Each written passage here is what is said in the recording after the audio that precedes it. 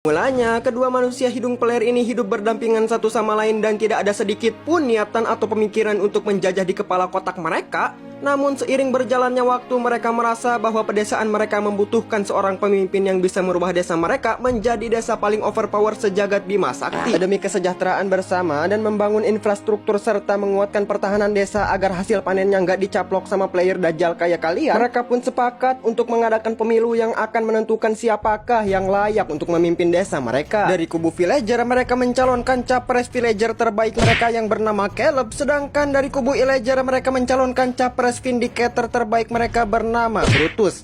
Mulanya Pak Caleb naik ke panggung dengan penuh percaya diri, seolah-olah yakin dirinya akan menang dikarenakan warganya rajin bercocok tanam berhadiah anak, yang berarti akan semakin banyak pula warga villager yang akan mendukung dirinya menjadi orang nomor 1 di desa mereka.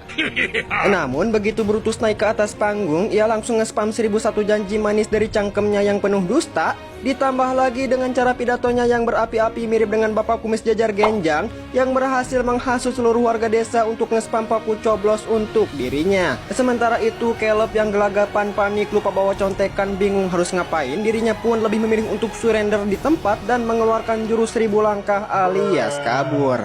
Akibatnya karena si Caleb tolol ini main asal surrender aja padahal dia cuma AFK di panggung, para villager NPC pun langsung di-ban oleh Brutus demi mengurangi angka pengangguran dan beban pedesaan.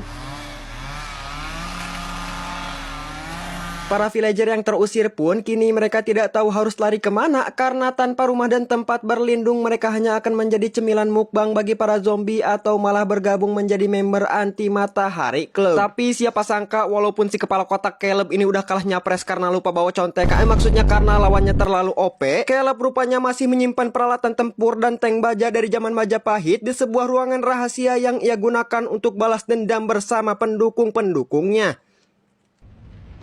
Singkat cerita, 1 tahun kemudian di saat Caleb dan pasukan-pasukannya sudah berhasil farming alat tempur, mereka kemudian berbondong-bondong menyatakan open war terhadap Brutus dan pengikutnya. Dan setelah begitu banyak drama persaingan politik yang gak masuk akal, villager dan illager akhirnya resmi mendeklarasikan perang untuk memperebutkan tanah air tempat tinggal asal mereka.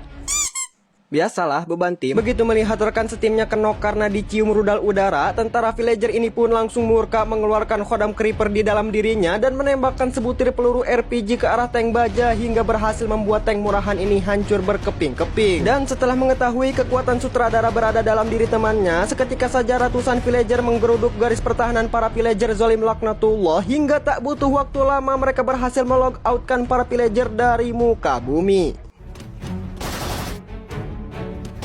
Yaelah, udah tahu temannya mokat depan mata masih aja keluar.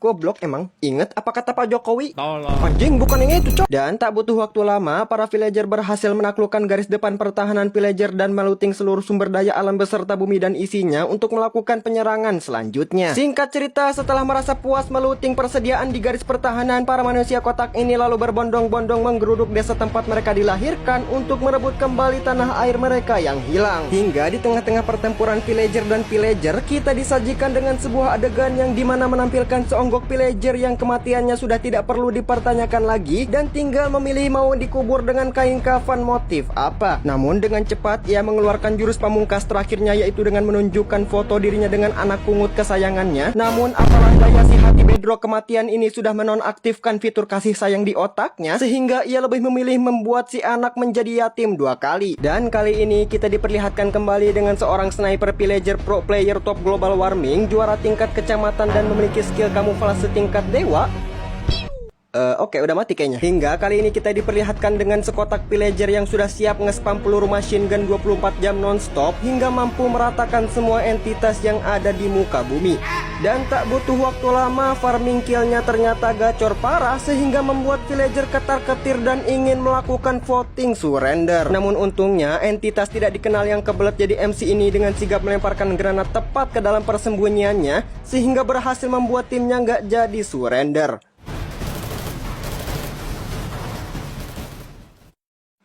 Setelah berjam-jam kedua kubu ini melakukan silaturahmi baku tembak, Shin pun berpindah memperlihatkan seorang prajurit villager yang berhasil selamat dari keganasan perang tersebut. Dan secara tidak sengaja, ia bertemu dengan seorang prajurit medis dari kubu Brutus yang langsung tremor sebadan-badan begitu melihat prajurit villager karena mengira dirinya akan langsung game over di hari itu juga. Namun siapa sangka ternyata prajurit villager ini takut kena report kalau nembak petugas medis dan di-banned dari surga selama-lamanya. Dan akhirnya ia lebih memilih membiarkan petugas medis itu hidup karena dirasa XP kill-nya juga sudah hampir penuh.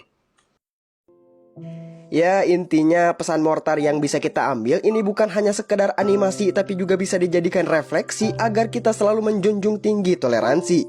Ingat, hidup ini memang sebuah kompetisi tapi jangan langgar hak asasi hanya untuk bisa mendominasi. Karena sejatinya perang merupakan cara paling buruk manusia untuk saling berinteraksi.